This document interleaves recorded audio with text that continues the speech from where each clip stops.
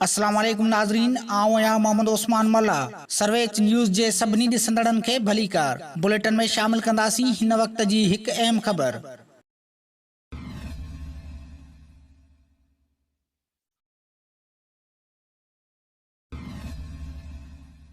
नाज़रीन, सकरन मां तव्हांखे ब्रेकिंग न्यूज़ ॾींदा हलूं त सकरन पुलिस ऐं ॾोहारियुनि विच में मुबीना मुक़ाबले दौरान हिकु जवाबदार ज़ख़्मी हालत में गिरफ़्तार।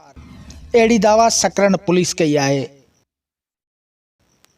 ही अहम ख़बर तव्हांखे सकरन मां ॾींदा हलूं त सकरन पुलिस ऐं ॾोहारियुनि विच में मुबीना मुक़ाबले दौरान हिकु जवाबदार ज़ख़्मी हालत में गिरफ़्तार करण जी पुलिस दावा कई आहे।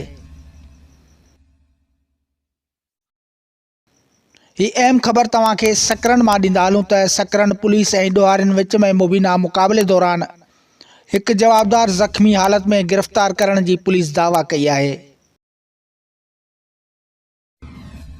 सकरन पुलिस ऐं ॾोहारियुनि विच में मुबीना मुक़ाबले दौरान हिकु जवाबदार ज़ख़्मी हालत में गिरफ़्तार करण जी पुलिस दावा कई आहे।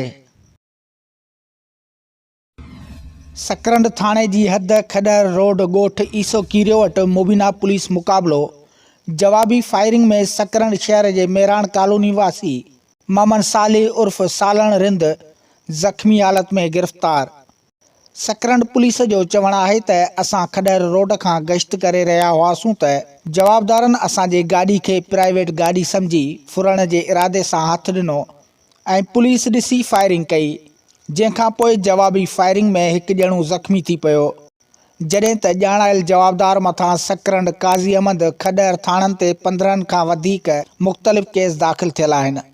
ॿिए पासे ज़ख़्मी जवाबदार मोहम्मद सालिह उर्फ़ सालण रिंद मीडिया आॾो धाईंदे चयो त 2 कलाक पहिरीं वार्ड नंबर 10 जे काउंसलर हाजी हेबत रिंद मूंखे थाणे ते पेश करायो हो, पर सकरन पुलिस जुड़तू पुलिस मुक़ाबलो ॼाणाए हाफ़ फ्राई करे ज़ुल्म कयो आहे।